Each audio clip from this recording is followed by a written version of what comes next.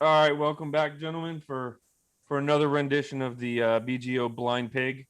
Last time we got together, we discussed the hated Dallas Cowboys, and we're regrettably positive about the potential of that team with a lot of ifs and buts. So hopefully the team we're going to talk about today is a little bit less optimistic. If you're speaking from their side of things, we're very optimistic that they're going to struggle. I think. I don't know about the rest of you all, but without further ado, we can jump right into the old G-men, the Giants, the ugly brother from New York. Mark, if you wanted to jump in on the coaching real quick. So I knew so little about Joe Judge. I mean, literally nothing about Joe Judge. So I actually did some digging in on the guy. And the first thing that became apparent to me is the Giants are trying real hard to bring the New England vibe to the Giants. Um, Judge is 39 years old. He started as an assistant in college, as a graduate assistant in 2005, and worked his way up. He spent 7 years in college ball, the last three of which were with Nick Saban, another former Belichick tree guy, as a special teams assistant. Apparently, maybe Saban made a call to Belichick and say, hey, get this guy out of here. So Saban hired him, or Belichick hired him as a special teams assistant. And he spent 7 years in New England doing special teams, 8 years. I'm sorry to interrupt you, Mark, but is it me Right. or is that Belichick tree starting to point straight up in the air? Well, I was going to go there next. You're 100% right. The Belichick tree is a big part of this. And this is what I wanted to mention about the guy. So he went straight from being the special teams coordinator and wide receiver coach in New England, where he was for 8 years. And the Giants hired him to be their head coach. The only reason that I can see from what I've heard is, one, they really like the Belichick tree and they're going to try to bring it in, or the vibe. And two, that he was sort of this tough guy, throwback, disciplinarian kind of coach, although he had never actually been a head coach at any level. So they bring him in. The coaching tree thing is absolutely worth looking at real quick. These are the names, the guys who have been head coaches in the NFL out of the Belichick tree. Charlie Weiss was the first one, but he didn't do pro. He went to Notre Dame, where he faltered. Al Groh, 1 year, 9-7 with the New York Jets, which frankly was a really great coaching job with the Jets, before he left to go to Virginia.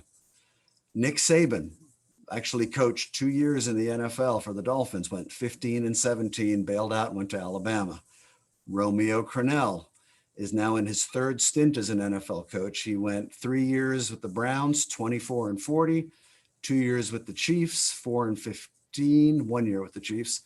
And now he's just been hired to replace another Belichick former guy in Houston. He went 4-3, finishing out the year. He has a 26-54 record and 3 last place finishes as the head coach. Eric Mangini, through 2 years with the Jets, 23-25, 2 years with the Browns, 10-22. I think he's with Subway now. I'm not really sure.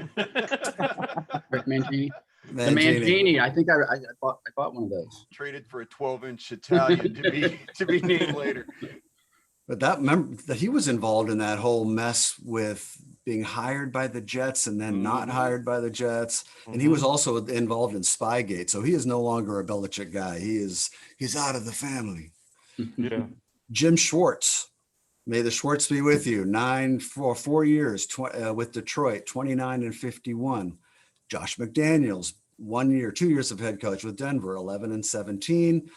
Bill O'Brien, who single-handedly wiped out the Houston franchise, did post a 52-48 record in 6 years, but gave away everything. And you've seen the smoking. And alienated an MVP candidate. And traded away DeAndre Hopkins and left them a dumpster fire. Matt Patricia, 2 years Detroit, 13-29-1. I guess that's 3 years. Which Brian Flores might be the guy. He's down in Miami now. He's had 2 years there. He's only 11-15, but they finished strong. Brings us to Joe Judge. Sorry to ramble on so long, but I think the overall picture there is he's just a gamble, right? He's just a guy. He's from New England. He had the cachet. He's a stern guy.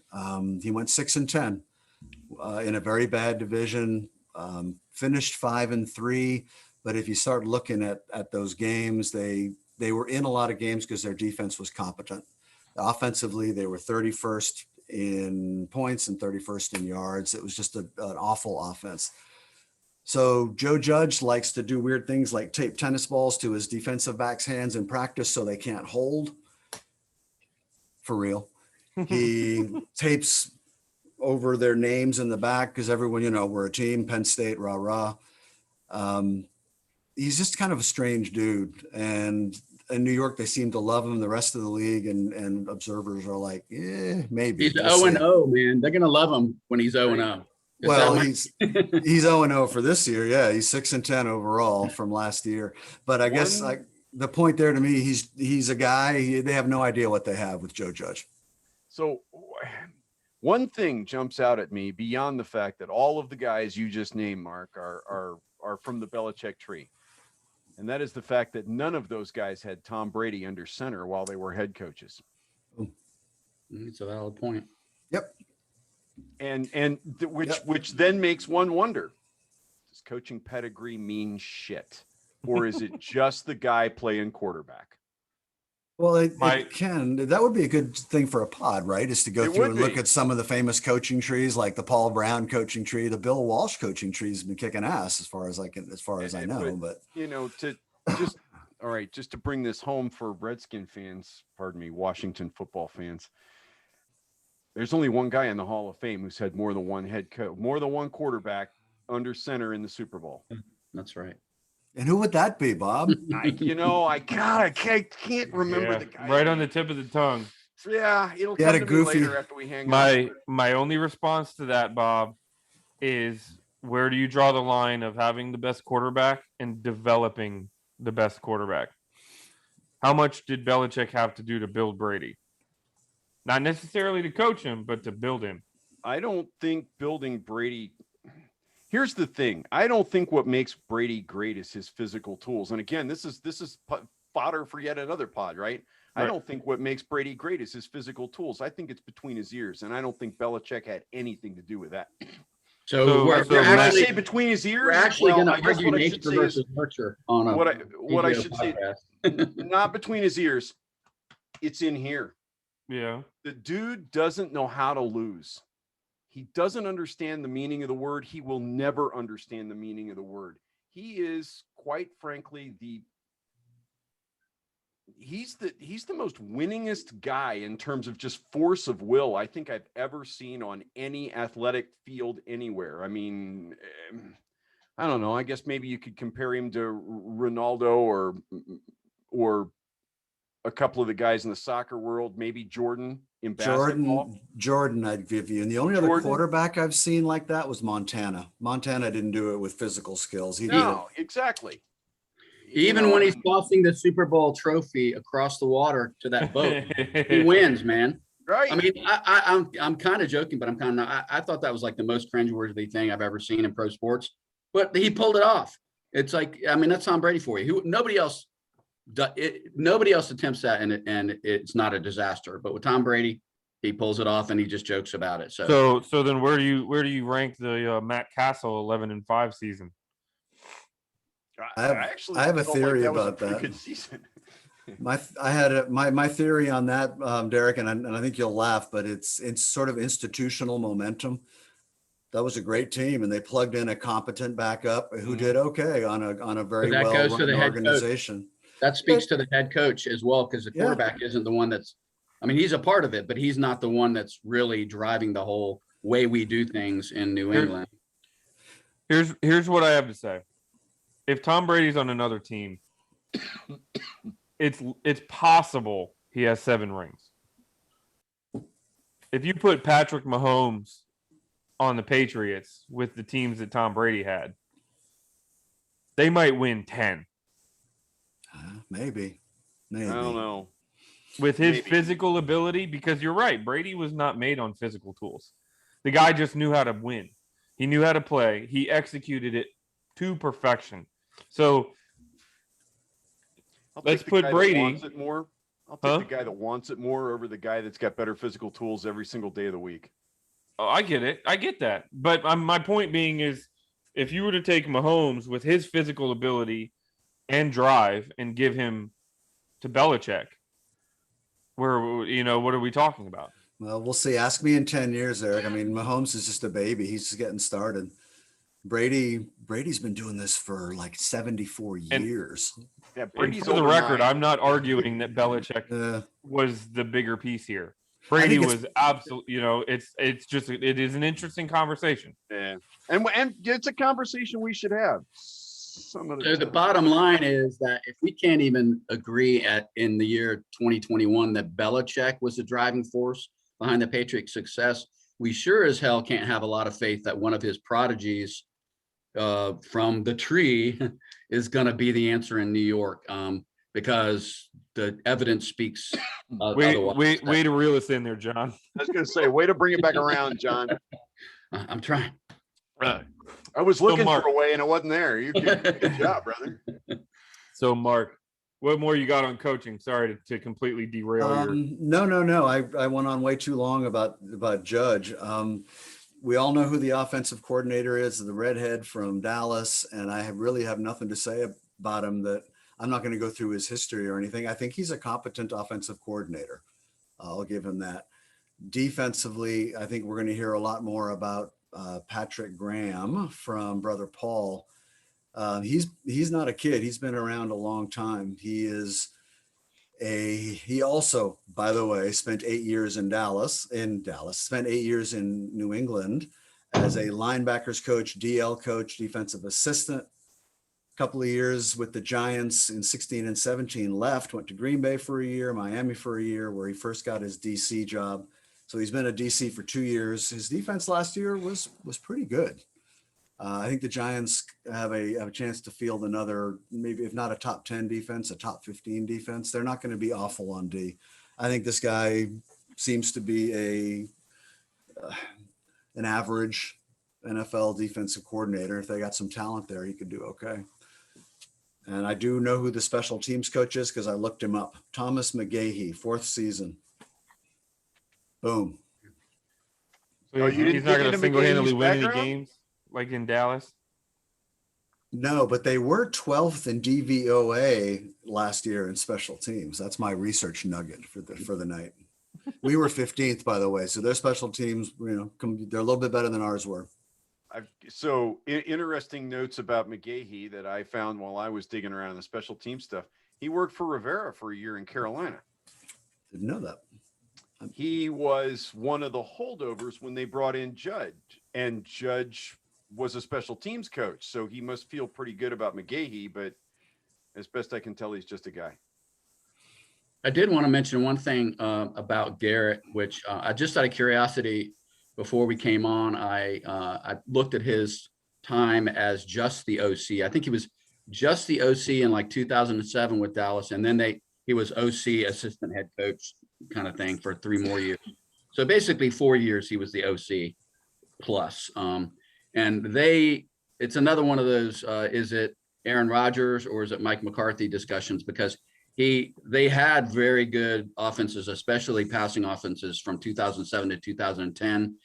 Of course, he's got Tony Romo throwing the ball. So, but that does give you some hope if you're a Giants fan that he might be able to get as much as they can get out of their offense down the road. You're going to hear in a minute. I don't think it's going to be this year, but that was not a terrible hire. He's not a great head coach, obviously, but offensive coordinator, he's kind of a Norv Turner type. I think that as long as he's not trying to carry too much, he does a pretty good job at it. Well, But anyway, John, we have offense. Why don't you tee it up? We can go back and forth a little bit. so what I thought we would do is just go through the position groups. And I think we have to start with Danny Dimes. I don't know how he got that nickname, but what I did is I'm a very complicated guy, made 2 columns and I put pros on one side and cons on the other. And my pros list is not super long. What I kind of came up with as far as positives with the guys, he is consistent. He both of his first 2 years, he basically completed about 62% of his passes. Doesn't throw a lot of picks. I know we kind of treat him like he does. That's not really his major issue. I think he threw around 10 or more in both seasons. And he can use his feet. I don't think it's advisable based on the kind of frame he has and the fact that he hasn't finished either season, due to injuries. But he can use his feet. He ran for close to 450 yards last year.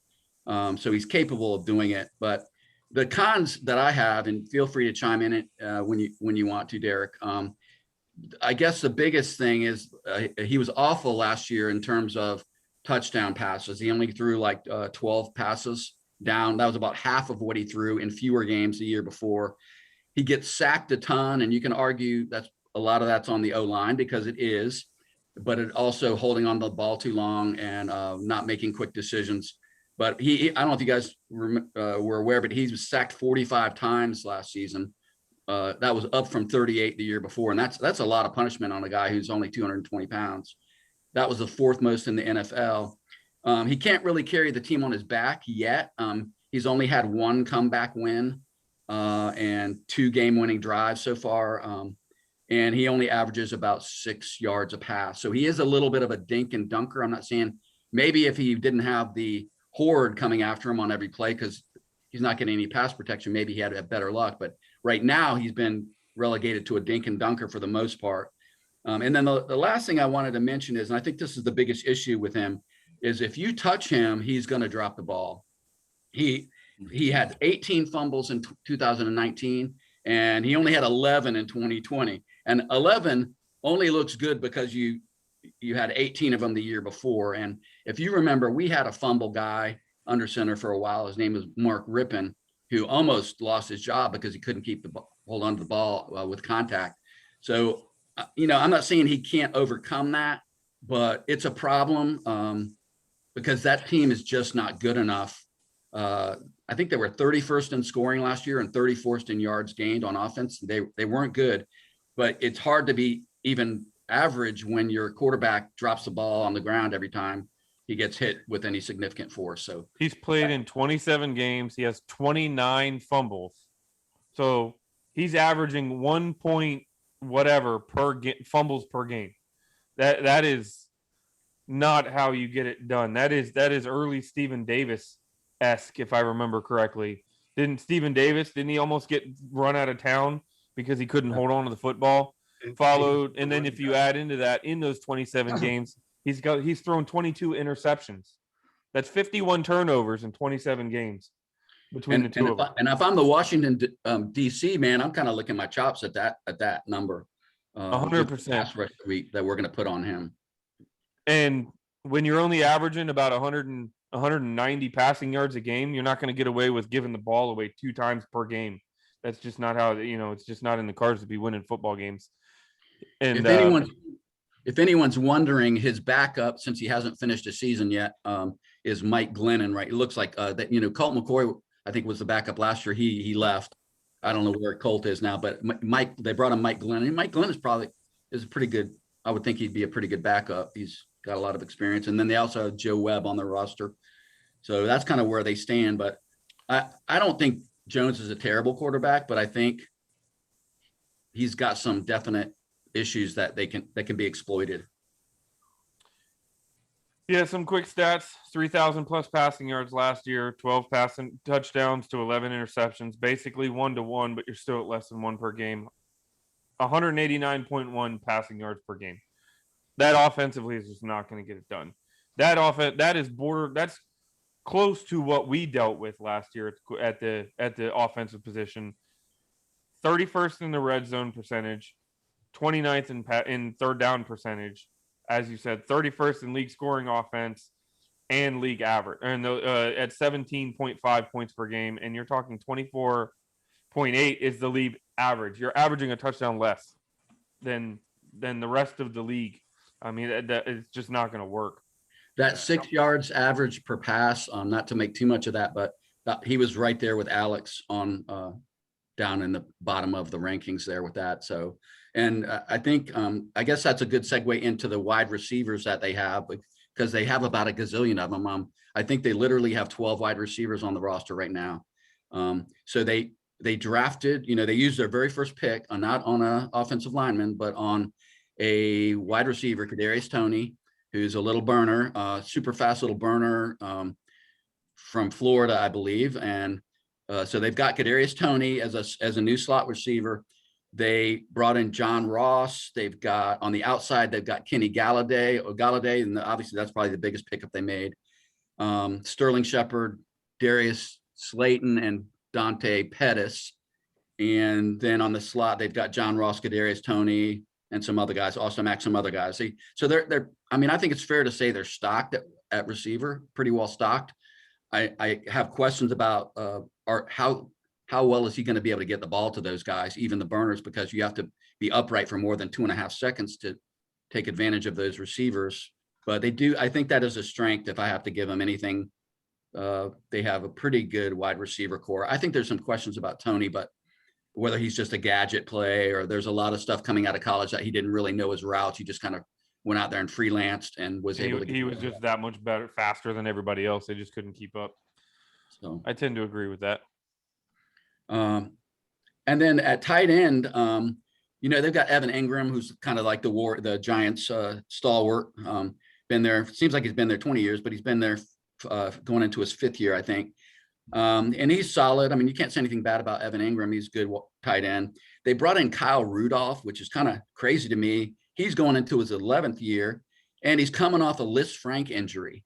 So I don't know what they're really looking to get out of him. Maybe he'll surprise us, but I'm kind of skeptical. And then they've got a couple of vets, Toy Lolo and Caden Smith, and a bunch of young guys. So they don't really have anything scary at tight end. I actually think I like our tight ends better than the Giants tight ends. I think we have more upside.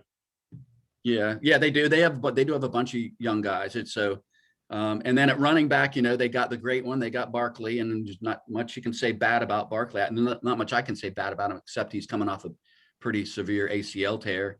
And but you can count on him for 1,000 yards and 6 to 10 touchdowns a year, and he'll probably add another 500 or 600 in receiving because that's what he does. So they've got really good wide receivers. They've got one of the best running backs in the league if he's healthy.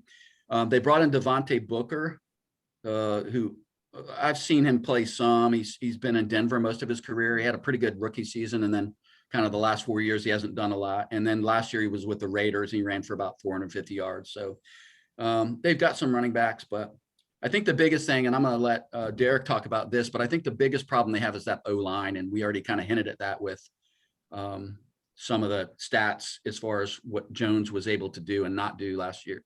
But their O-line is a big question mark and not in a good way, I don't think. Yeah.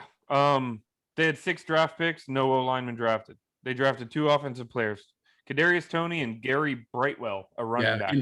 And he was the 6th rounder. I forgot to mention him, Arizona kid. Yeah, free agency, you mentioned the big ones, Galladay, Ross, and Rudolph. Again, no O-lineman. They added a new O-line coach and an assistant coach, a new assistant O-line coach. They also added a senior consultant, Pat Flaherty, who is the O-line coach / run game coordinator under Tom Coughlin from 07 to 10. So I don't know if they're just trying to find some sort of nostalgic fire. Back from 07 to 10 under Coughlin, that was about when the Giants were in their heyday with the running offense. They make a note of that. Nostalgic fire. That sounds like a band. I like it. Oh, it does. Nice. They just kind of beat everybody up back then. So take that at its word for what it's worth. I was a big fan of Hernandez, also Andrew Thomas out of Georgia when they drafted him. I was kind of jealous that they got those guys and they just underachieved. To kind of put a big bow on the thing, with no addition to the O-line, the best that I can see this whole team offensively doing is some flashes. You're going to look at this team. Jones is going to have a couple 400-yard games probably, where they take advantage of the speed with Toney, with Galladay, with Ross, a couple different weapons. And people kind of look at them and say, all right, well, there it is. And then the next game, he might get sacked 5 times, have 3 fumbles, and the entire thing just falls apart. The other big thing looking at this offense is I personally think they use Saquon Barkley completely incorrectly. If I'm Garrett and if I'm actually taking a look at my team, I'm copying what the New Orleans Saints do with Alvin Kamara, and I'm putting that in Barkley. He's not running between the tackles. He's not running off inside the guards. That, you know, I'm getting a bruiser for that. He's going to be the guy that is completely threatening in the pass game and on the outside, because I don't know that he can handle it. And it's not his fault, but when you're running behind a bunch of guys who can't block, you're going to get rolled up on. You're going to end up tearing your ACL, and he's going to end up getting his career cut short. I would look at PFF recently ranked the Giants O-line from last year coming into this year as the 32nd best in the league, and historically like one of the top 5 worst pass blocking and rush blocking. But I did read some speculation that they're going to move to more of a zone blocking format. So I don't know what that means. I think that could mean more confusion. I think it's hard to switch your defensive strategy like that your offensive plan in a year. So I don't know if that's going to come to pass or not, but I agree with you. Barkley's shown he can catch the ball, and especially if your quarterback doesn't have a lot of time to get the ball downfield, that's a pretty good weapon to use as a running back coming out of the backfield. So I don't know why they don't use him more. Yep, and continuing to take him and slam him into a brick wall I just don't see that being an effective offense, especially with as much speed. It seems like a no-brainer. If you're defending the Giants this year, you're going to make sure that Saquon Barkley doesn't beat you. You're going to put 7 in the box, 8 in the box, keep people on him, make Daniel Jones beat you in the air behind that offensive line. I don't know that Saquon's going to be able to hold up either with 350 carries. Mm-hmm. Plus, you play a deep zone, maybe a 3 deep zone, and you're taking away everything they've got. I don't see that intermediate player. I don't, maybe Shepard, but I don't see a guy who's going to take a slant and beat you for 80. They're going to run fly routes. They're going to be doing stop and goes. They're going to try to use their speed against you. And if they can't get that run game, they're going to be short, which may be why they got Rudolph, so they can try to get that kind of. Well, they're going to have to get the ball out quick, right? Because he's not going to be standing behind that line for 4 seconds. Right. So John Ross and Kadarius Toney, running down the sideline, trying to get the ball to him 50 yards down the field. I just don't see how it's effective. I could be wrong. That's why I said there could be a couple flashes where there's a couple big games. People start to wonder, but then I don't see how it can be consistent. Here's what I want to know. With the issues that you guys addressed in regards to their offensive line and some of the concerns revolving around Daniel Jones, when you take all of that and you consider how good our defensive front 4 is, I'm trying to wrap my head around how on earth Daniel Jones, if I'm not mistaken, is undefeated against Washington. Dwayne Haskins. We seriously need to beat that guy this year. Mm-hmm. Somebody has a Dan Snyder doll. Somebody has a Dan Snyder voodoo doll, and they're poking it for all they're worth, man, and it just works against New York. Mm-hmm. So those 2 games against us last year, Paul, they beat us by 1, and they beat us by 3. And as I recall, both of those are both mid-season Dwayne Haskins games. I think they were both. October 18th was 20-19. Washington scored a touchdown and went for 2. Oh, in the event, right. In an attempt to win the football game. I had tried November to block 8th, that 2020, Washington lost 23-20 in Washington at home. Yeah, that was Riverboat Ron. Alex Smith had 1 touchdown and 3 interceptions in that game. If I'm remembering correctly, right, man. They have had our number for it seems like for the better part of the last 20 years. I mean, if I remember correctly, McKissick was wide open, and Smith airmailed it for interception with a minute and a half to go, and it ended up sealing that game. And I think we might have even been on their side of the field when it happened. So you'd like to think that with competent quarterbacking, we probably win both of those games fairly handily. So to wrap up the offense, I just wanted to mention one little tidbit. I just was curious. I was out on Pro Football Stats, and looking at quarterback ratings, and Fitzmagic is 15 points above quarterback rating than Daniel Jones in 2020. If you're a believer in quarterback rating, I thought that was a pretty dramatic difference. Y'all are going to have to excuse me. I just got a text saying, "Hi, would you mind calling me? I have a package I need to send to Ghana. Thanks." Oh, well, all I we gotta- need is your social security number. I got to go get my and credit card number real quick. Your credit card number with the expiration date and the verification code on the back. Don't So do a who- video chat, man. You don't know what kind of package he's talking about, Mark. It could be bad. So who had defense? Who's up on defense? Yeah, so I got the defense, and when we finished that Dallas pod, I felt horrible because I thought I was being way too nice to those guys. We felt that And, way too. I'm going to try and do my best of expressing several concerns that I have with this defense. Yeah, but you're Canadian, you have to be nice. It's That's right. Yeah. in your DNA, Paul. I'm Okay, listening. go- I need another beer while you trash them. I'll do my best. So, all that being said, I think we have to agree that this defense is probably the strength of the team. They were a pleasant surprise last year. Patrick Graham came in as defensive coordinator, and he infused a lot of life into that unit. And the year before his arrival, they were a complete train wreck. So, I mean, all in all, last year, they were overachievers on defense. I don't want to get too much into stat details, but just a couple indicators of their progress from last year.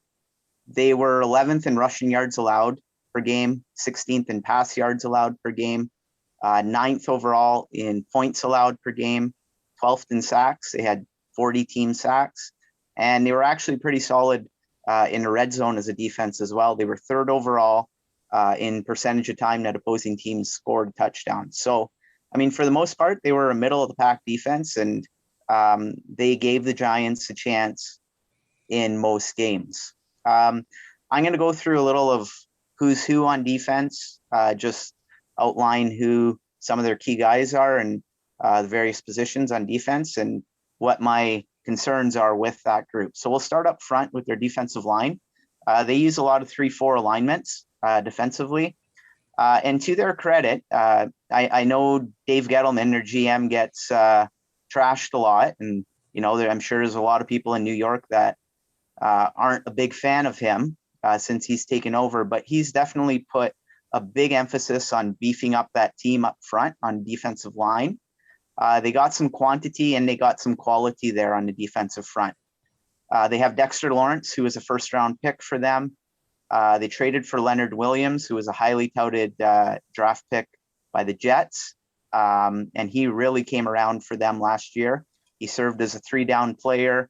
He lined up all over their front, and he really produced with that change of scenery going to the Giants. He had 11.5 sacks last year. Gettleman has also added BJ Hill, who was a 3rd-round pick. You know, he's a pretty solid player. He's got some really good burst. He actually holds the Giants record for most sacks as a rookie with 5.5. And I know a lot of people will probably say, well, hey, doesn't that stat belong to Lawrence Taylor? But apparently when Lawrence Taylor came into the league, they didn't officially recognize sacks as a statistical category in his rookie year. I believe it was the year after that they started actually recording sacks as a statistical measure. But that's somewhere Deacon Jones is punching a wall. Yeah, that's right. So that's an aside. But and they also got Danny Shelton, who we all remember is also another former 1st-round pick. So a lot of you know, high-end draft picks along that line, and certainly some pieces that they can utilize to help propel their defense forward. Where's my concern with this group? Well, Leonard Williams is obviously the guy that drives the bus on that defensive line. As he goes, so too does the line. He really came into his own last year with the Giants. He had a solid year. But here's the thing. The Jets were just fine with trading that guy away. They gave him chance after chance to become the player they thought he was going to be, but he never did. And I just find it kind of curious that in a contract year, all of a sudden, Leonard Williams, the light bulb went off for him. So my question is his awesome performance last year, is that going to be his new norm? Or was that just a contract earning performance that we often see amongst pros? If it's the latter, then ultimately with this defensive line, you have a good line, not a great line. I think if Williams continues to be a consistent guy, then you got the potential of having a great line there in New York. Another concern that I have with the Giants is they lost Dalvin Tomlinson, who was a 2-down run stuffer. He signed with Minnesota, I believe, this past offseason. And he was a guy, and in his first 4 years with the Giants, he started every single game. And that's pretty hard to replace. And what they're planning on doing this coming year is they're planning on replacing Dalvin Tomlinson's 2-down run stuffing role with Danny Shelton, who, yes, he was a first-round pick, but Danny Shelton is now on, I believe, his 3rd team in the NFL. So I think there's something to be said there. So I think losing Tomlinson is going to be a little bit of a concern for them. And to me, with Leonard Williams, the question becomes, is what we saw last year going to be, who he's going to be for a consistent period of time over the rest of his career, or was that just an aberration, so to speak? So certainly a good unit up front, not necessarily a great unit. I think there's a couple things that need to fall into place for that to happen. So they're edge rushers.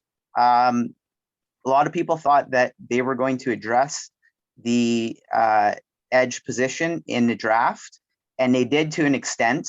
They added a couple guys via the draft, Azeez Ojulari and Ellerson Smith. They were 2nd and 4th round picks.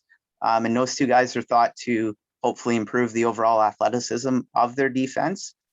Their assumed starters are going to be 2 guys who were former 3rd round picks for the Giants, Lorenzo Carter and O'Shane Ximenez. I mentioned in the over on the forum, I mentioned that this defense has so many difficult names to pronounce, so I apologize if I butcher some of them. But both these guys are projected starters, but they're both coming off significant injuries. We all know Ryan Anderson too well. They've added him for some depth. And they also got a guy from Minnesota that they added, Ifeadi Odenigbo. He's an athletic option who they've added from Minnesota. What was that name again? Yeah, good luck. Please no. I'm not going to say it again. Don't say it 3 times fast. Yeah. So he's bringing 10.5 career sacks to the Giants. And he could potentially easily start for them. I think ideally what they want to see is they want to see Ojulari start eventually, but he might need, a month, a half a season, so to speak, to ease into that role and work up to speed.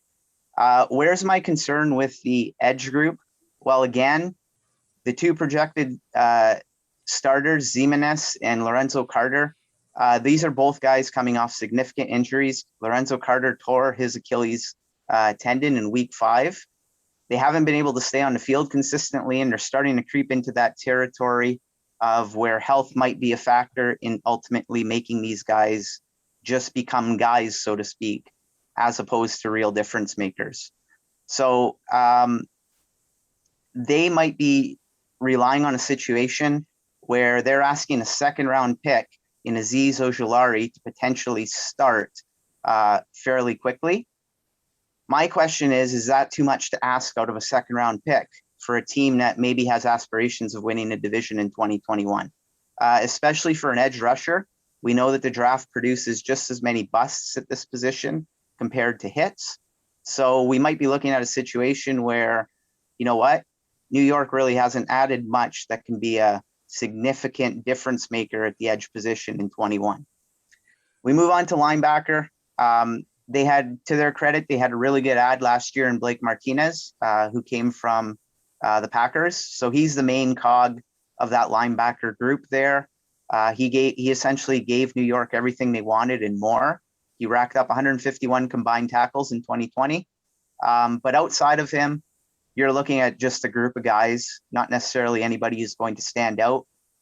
Tay Crowder, who was a 7th round pick, is going to be asked to play alongside Martinez. They also added Reggie Ragland, who's bounced around to a few different teams, I believe, throughout the league. He's a former 2nd round pick, but there really wasn't anything in the draft that was added to complement the group that they already had last season. We move on to the secondary. Their secondary, the highlight of their secondary is actually someone who Ron Rivera is quite familiar with, and that's James Bradbury. Bradbury was a pick of the Panthers when Rivera was still in Carolina. The Giants signed him as a free agent last year, and he gave them everything they wanted and more. He easily became a top 10 defensive back a year ago. They added Aaron Robinson in the draft in the 3rd round to potentially take the slot corner role. They're pretty deep at safety as well. They have Xavier McKinney, who excels at playing in that single high safety role. They have Logan Ryan and Jabril Peppers, who are 2 well-known players, 2 experienced players and 2 proven players in the league. The real problem for New York last year was that number 2 corner role. Teams really picked on them last year. And it was part of the reason why opposing teams were able to convert on 3rd down opportunities quite regularly against New York. In fact, last year they were 24th in being able to make stops on 3rd down. Teams converted almost 45% of the time against the Giants. So what did they do to solve the issue? Well, they went out and they signed Adoree Jackson, who was a former 1st round pick of the Titans.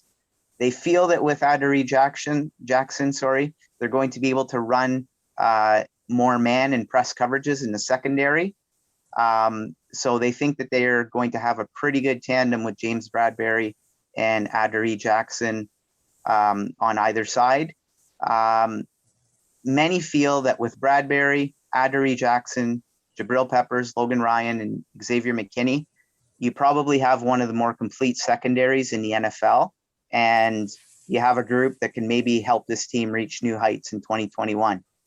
But I mentioned that I was going to try to be hard on these guys. And I have some concerns with the secondary as well. And my main concern is with Adoree Jackson. We can't be so quick to assume that he's going to make this defensive secondary elite. The fact is that New York is relying on a guy who played 3 games last year with the Titans. He had a very significant knee injury, and he's only appeared in 14 games in the last 2 years. So the injury bug has certainly been an issue for him. I mentioned that he had a knee injury. Last I checked, your knees are pretty important as a cornerback. When you think of the Titans, they were a team who need cover corners. They walked away from him and they let him go. And I think that that's pretty telling and concerning to me. I don't necessarily think Adoree Jackson makes this group elite. To me, he has to be able to prove he can stay on the field before we see his potential impact on their overall defense. So once again, there's a need. They tried to address that need, but I don't necessarily know if he's going to be a true difference maker for them. So in summary, when I take a step back and I look at this defense, in many regards, they remind me of a poor man's version of what we have here in Washington. They're not a great unit in New York, I don't believe, but they're pretty solid on defense. There's a lot of similarities between New York and Washington defensively. They have a defensive front and edge rushers that can disrupt the quarterback. They have a lot of high picks invested on that defensive front as well, much like we do. Much like Washington, there's a few issues and concerns and a little bit of lack of depth at the linebacker position. And much like Washington as well, you have a defensive secondary with some pretty talented players at cornerback and safety. And it's interesting because philosophically, both teams, from what I read, want to move towards playing more man coverage this year in the secondary. So I'm not too sure overall that the additions defensively move this group towards elite status. And I feel that when your quarterback is Daniel Jones, you are going to need an elite level defensive performance more often than not on Sundays. They're good. They're not going to be great. And that's what I have for their D. Paul, do you think they took a step forward, step back, tread water? I'm hearing that you think what I heard you say is they're kind of treading water. Yeah, exactly. I think they need a lot of things to break right for them defensively to be able to make that jump. Again, are you going to be able to replace Dalvin Tomlinson? Is Adoree Jackson the solution at the number 2 cornerback position? I think ultimately they're treading water, and you're probably at the end of the day going to get the same kind of performance that you had from that defensive unit a year ago. A good, but not necessarily a top 5 defense. Well, I don't know if you mentioned it or not, but they also drafted, in addition to the 2 linebackers, I think it was 2 linebackers, they drafted a corner with the 7th pick of the 3rd round. Robinson, I think his name is. Yeah. I think he's a small school player, but I don't know what he's about. But they did use a early 3rd rounder on him. Right. They expect, I believe I mentioned them, they expect them to compete for the slot corner position. They expect that he can win that battle in camp as well. So they have some pretty high expectations for him. It's interesting because considering how many times the offense went 3 and out last year and turned the ball over with Jones fumbling or giving the ball away, that makes their defense look a little better than maybe it does on paper, because they were out there gassed in a lot of games because the offense couldn't stay on the field. And they didn't get blown out much. They were in games. Their defense kept them in games last year. Well, you Absolutely. guys mentioned, we were talking about the Daniel Jones being 2-0. So while you were talking, I've been watching the highlights of that 23-20 game. That was the game Kyle Allen broke his leg, by the way. Jabril Peppers came across and leg whipped him and snapped that lower bone. But that was also the game that Antonio Gibson broke a big play on the first offensive play of the game and fumbled. Logan Thomas tried to pick it up and run with it and turned it over.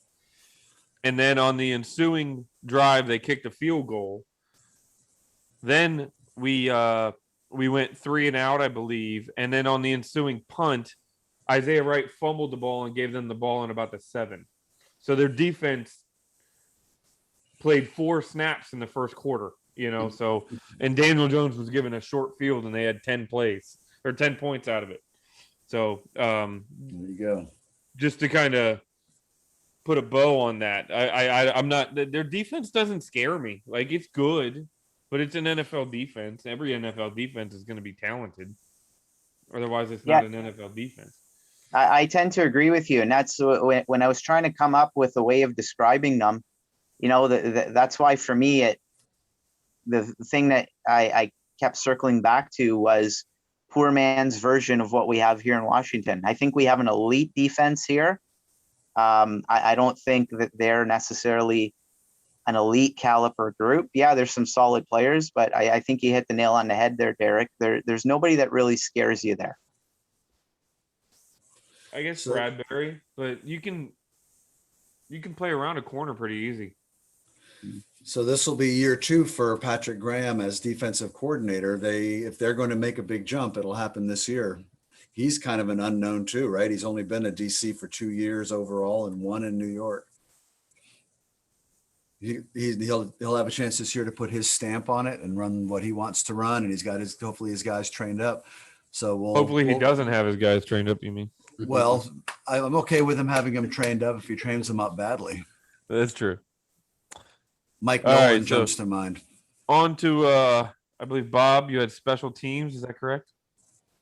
You're muted, too. Turn off the mute. There we go. Sorry. All right. Bad habits from business meetings, right?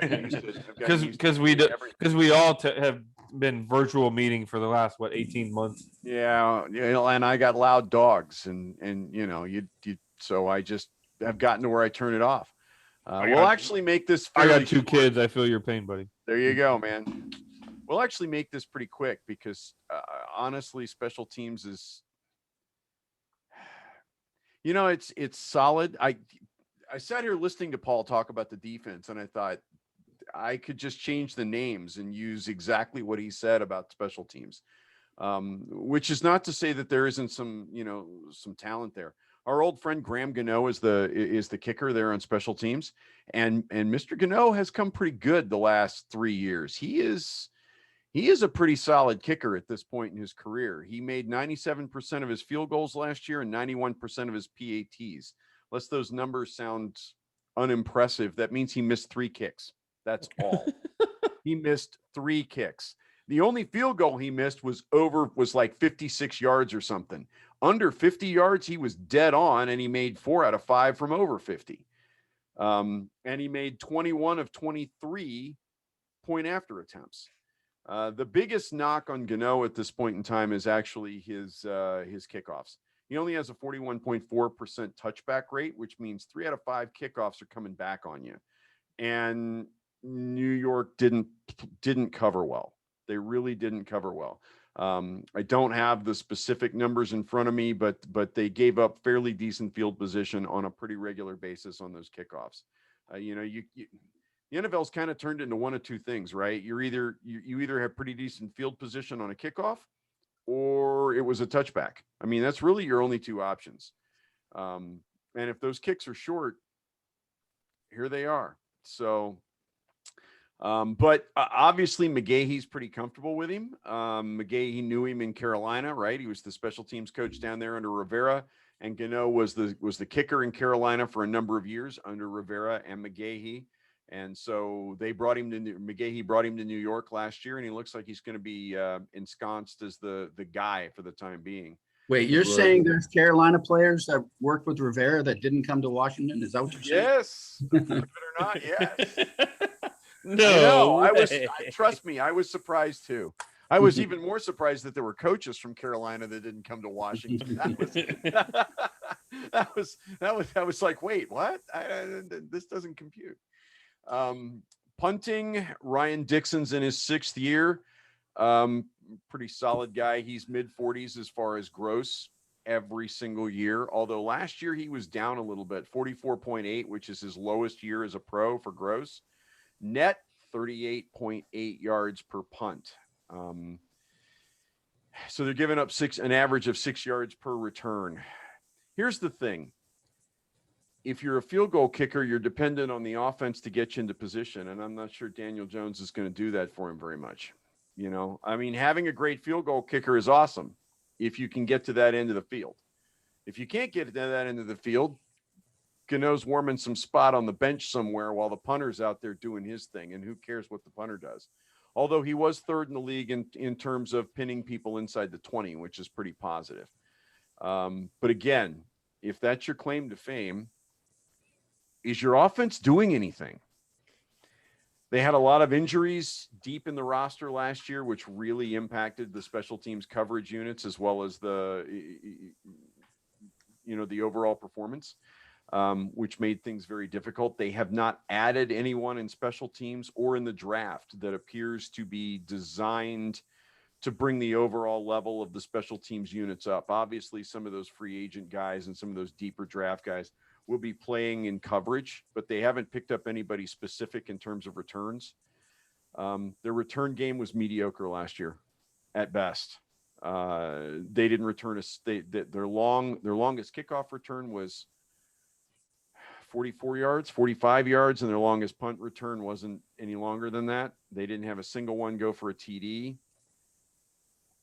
This is an average unit. I mean, Mark pointed out that they were 12th in DVOA. Whatever the hell that means. But that's the absolute best thing you can say about this unit at the moment. And most of the talent evaluators that I checked out have the Giants firmly in the lower half of the league. I think the highest I saw them ranked in terms of special teams was 19th. And the reality is, when your offense isn't moving the football any further than these guys are moving it, it doesn't matter how good your kicking game is, as I said a minute ago. You care about the punting game in those cases, and no punter ever won a game. Well, maybe Ray Guy, but he was playing quarterback when he did it, right? So, you Hold know, on, didn't Sammy Ball punt? Yep. He did it all. oh yeah, you're right. He You're did. right. I was thinking modern, but you're right. Paul did punt. So Yeah, he you know, threw that final incompletion. He said, "Fuck it, I'm going to punt it away." so So you know, just to loop you back in, they were 31st in red zone scoring percentages pertaining to touchdowns. So Gano had a lot of kicks he made because once they got inside the 20, they fell apart. right. So he was hitting a lot of chippers too. Yeah, but they weren't getting inside the 20 that much. I mean, one of the things that I went and looked at, I mean, he was 31 of 32. There were a lot of kickers in the league that had more attempts at field goals than he did too. I mean, 32 isn't exactly a metric ton of field goal attempts in a year. 2 per game. It's 2 per game. Yeah. Consider how many points they scored. How often were they in the red zone and not doing it? They were 31st in the league. He had 2 per game. They weren't in the red zone a lot, were they, Derek? Not at all. So I mean, it's awesome that they've got a guy that's 97%, but yeah, they converted at 46.34. Yeah, which means, 6 points a game ain't gonna win anybody a football game. which means they got into the red zone 4 times a game and they scored on half, roughly. They scored touchdowns on half, roughly. So I think the big story here is that this is a solid special teams unit if the defense and the offense perform. If the defense and the offense don't perform, this is not going to be the third leg in a stool is really what it comes down to, right? It's just not going to happen. So they're not going to lose any games for the Giants, but they aren't going to win any games for the Giants either. So does Kadarius Toney return punts? I went looking for that, and I can't find anybody mentioning that Toney is part of that conversation The at return? the moment in New York. He drops a lot of balls, so I don't know if you want him trying to hit punts. But I wanted to mention Gary Brightwell, and this is all I know, which is limited. But one of the reasons they took him in the 6th round is that he was a special team star at Arizona. I don't know whether he was a coverage guy or whether he was a returner, but I know that was one of the reasons they snagged him in round 6. He was supposedly a special team stud. So we'll have to make that homework to figure out what exactly he was great at Arizona. I figure if their special teams gets better this year in terms of coverage, it's because they put Ryan Anderson on the coverage units. He's a beast. The linchpin, just like Sprinkle's a tight end factor for the Cowboys. So there you go. That's what I got. All right. Well, I don't think we're anywhere near as bullish on this team as we were the Cowboys. I think the Cowboys, between the Cowboys and the Giants, I think the Cowboys are by far the bigger threat to competing for the division. And yet we beat the Cowboys more often than we do the Giants. Not only did we beat them, we controlled them last year, and it wasn't even close. So, So what I think I hear for the Giants, this is what I'm getting from our combined contributions tonight. We've got a second-year coach that we really don't know. He may or may not have gotten that team sort of disciplined. We're going to find out. They're getting back their superstar on offense, Saquon Barkley, who may or may not be completely healthy. They went 6-10. I think that's probably a good over-under for them this year as well. I don't think they're untalented, and our division is not exactly a powerhouse yet.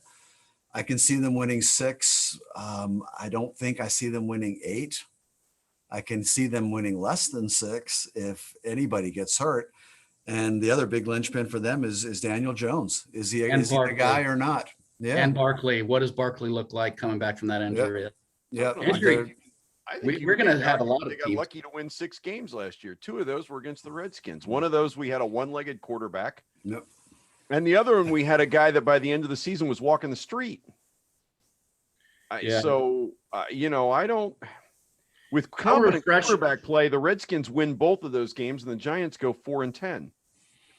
Very How possible. refreshing is it, guys, that this season, heading into this season, we're obsessing about potential hangover from a turf toe, but our opponents in the NFC East that we've talked about so far have people coming off the ACL tears, like key people coming off the ACL tears. So to me, knock on wood, it's a long way till the season, but I'm just excited that we're going to have a healthy roster for a change. But we're about the only team in the NFC East that's going to have that doesn't have major players coming off of injury. If your desk is made of wood, John, you better start knocking on it after that injury comment, man. Because By the way, the Giants' schedule is pretty daunting. I don't know how deep we want to get into this, but I mean they start with Denver, which is meh. Then they play us, the Falcons, the Saints, which they're going to step back, the Cowboys, the Rams, the Panthers, then the Chiefs, Raiders, Bucks. That's going to be that's. And then they follow that up with the Eagles, which is whatever. And then you got Miami, the Chargers, Cowboys again. I mean, they're not. Their schedule's not that much easier than ours is at this point. I mean, we have Green Bay, and we play all 4 teams in the conference championship game. But hey, Green Bay may look a lot easier depending on what happens. Like he's not going to show up, right? The X factor is you got a second-year head coach, right? And if a head coach is going to take off and his program's going to sing, it's going to be, and you'll see it in the second year. He's a rookie head coach last year, so you don't expect anything. I expect we'll get a better measure of Joe Judge and this version of the Giants in 2021. And I think you can probably make an argument that Barkley is going to make a fairly significant difference too. They had nothing behind him as far as running backs last year. You know who was their second leading rusher, right? Alfred Morris, Daniel Jones. They had Wayne. Who they had is Wayne Galliman, who left in free agency, and he actually did a decent job. I'm kind of surprised they let him go. That's who they brought in. Booker to replace is did Galliman. A decent job, but he wasn't scaring anybody. The point was, once Barkley went down, every team knew Daniel Jones had to beat him. Yeah, he's their Dak. He's their Dak. They're a different team when he's not in there. You're right about that. And so now the defense is teeing off on the quarterback, and they really only had Shepard in the receiving core. I mean, they were a lot like Washington last year, right? I mean, if you everybody knew if you shut down McLaren, we had no passing game. And the same went for New York. You shut down Shepard, you had no passing game. They had no running game without Barkley for the most part. So Barkley may very well be the X factor in terms of Daniel Jones having a relatively decent season, because now opposing defenses may have to play the run legitimately. Mm-hmm. Instead of tagging the running back on the way to the quarterback, they may actually have to stop and check and see if he has the ball. I agree. I think Barkley's the linchpin, but I also don't think that he's going to be effective if you run him between the tackles. I think Daniel Jones is the linchpin. If he's Danny Dimes, and by the way, John, you asked at the very beginning of his rookie year, his first 2 or 3 games, he was on SportsCenter every weekend because he was throwing what looked like he was all over it. He was hitting people. And I remember thinking, this kid might actually have something, but he came back to earth fairly quickly. And what I think I see now is a middle of the road NFL young quarterback. But if he steps up and becomes the quarterback they think he can be, that's a different team too. He just reminds me so much of Eli. I can't get past it. I mean, his body type, he's streaky. He'll have games like Derek said, he'll have games where he looks like, the next wonder kid. And then he will have games where he looks like Rex Grossman. I mean, you just don't know. So it's hard to say. I wouldn't say, hey, put it this way. We drafted Dwayne freaking Haskins. So, we didn't have a chance at Daniel Jones, but in the conversation, I don't think anyone was saying, oh, move up and grab Daniel Jones. Well, I'd have been a lot happier about that if we'd done that than wasting a first rounder on Dwayne Haskins. So I can't laugh at the Giants, even if he doesn't turn out to be a Hall of Famer. Well, interesting. We're getting them as bookends in our season. We've got them in week 2. And week 8, and then week 18. And then the last game of the season. So we're going to get the open version by the end of the year. Who knows? That'll be our last game. That could be for the playoffs again. I hate playing them for the playoffs. We always seem we're already going to have it locked up, man. It ain't but all right. Is that last game in New York or in Washington? It's in New York. Yeah. It'll be cold. But we're going to be resting all our starters. It's Ooh. all good. We're not going to have Kirk Cousins throwing interceptions in that last game for us. That was such a I heartbreak. like that, Paul. We were I like one win away against a team that did not care. Yeah. All right. Well, So where do we- next time around, we're going to cover the dreaded, my least favorite team. I hate them even more than I hate Dallas, and that's the Eagles. So we'll talk about them in a week or so. If we can get our schedules lined up. And then I'm thinking we need to come back and talk about what's going to happen in the NFC East and really get into that for the Break final the one. schedules down, take a deeper look into that. Can do I that. like it. Thank you very much, boys. Like, Gents. Thank you so much.